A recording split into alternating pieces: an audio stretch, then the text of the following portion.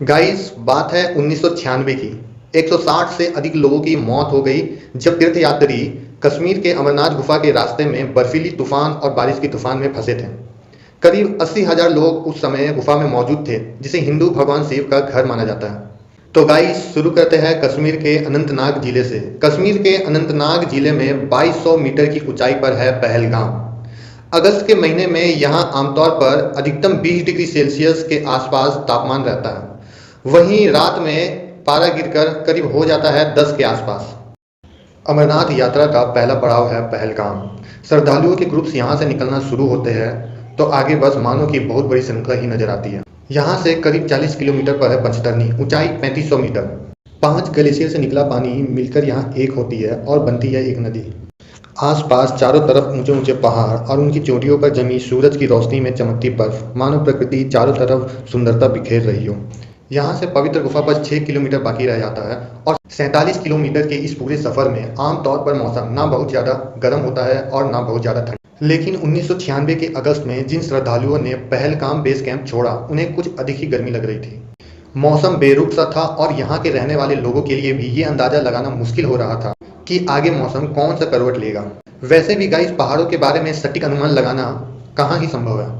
ऊपर से यहाँ सबसे बड़ी समस्या थी कि अगर अनुमान लगाने की कोशिश करे भी तो कैसे करें, क्योंकि मौसम विभाग का जो भी सामान था वो आतंकवादी घटनाओं में नष्ट हो चुका था। यानी मौसम को लेकर कहीं कोई सूचना नहीं थी। वैसे भी उस साल मौसम के बारे में सोचने की फिक्र थी किसे। कई साल बाद ये मौका आया था कि यात्रा पर आतंकवादी हमले का डर नहीं था। खुद आतंकियों ने भरोसा दिलाया था कि वे श्रद्धालुओं को निशाना नहीं बनाएंगे। शासन प्रशासन की ओर से इसे खूब प्रसारित किया गया।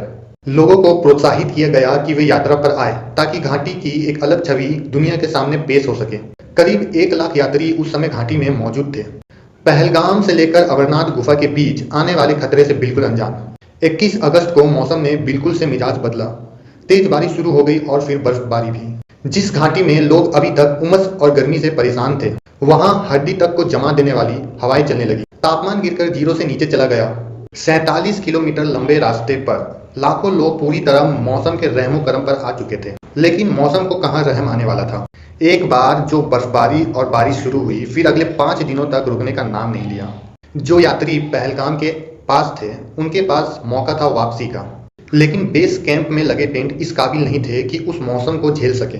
इसी तरह जो लोग पंचतरनी के पास थे, उन्होंने वहां के बेस कैंप में शरण लेनी चाहिए, लेकिन वहां भी वही हाल था। एक रिपोर्ट के मुताबिक पहलगाम से अमरनाथ गुफा तक कुल 1200 टेंट लगाए गए थे। इनमें करीब 30,000 लोगों को ही जगह मिल सकती थी, पर यात्री थे इससे कई ज्यादा। ऐसा लग रहा था प्रकृति खुले में शिकार कर रही हो और जिनका शिकार हो रहा है उनके पास बचकर भागने का भी कोई रास्ता नहीं है। बारिश, बर्फ और ठंड ने लोगों की जान ही लेना शुरू कर दी।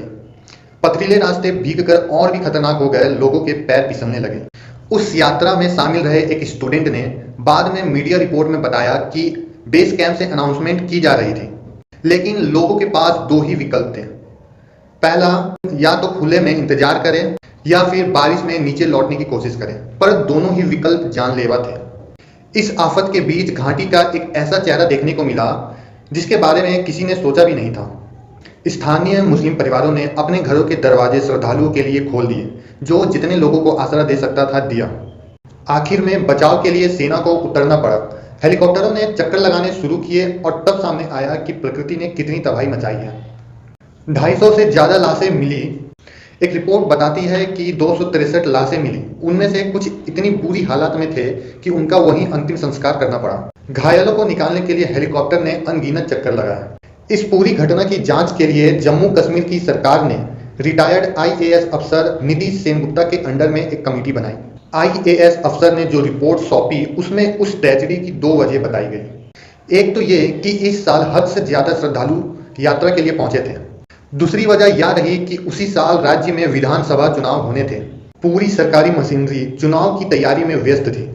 ऐसे में यात्रा की व्यवस्था की ओर बहुत ज्यादा ध्यान नहीं दिया जा सका। गाइस, ये थी अमरनाथ यात्रा की पूरी कहानी। आई होप आप लोगों को पसंद आया हो।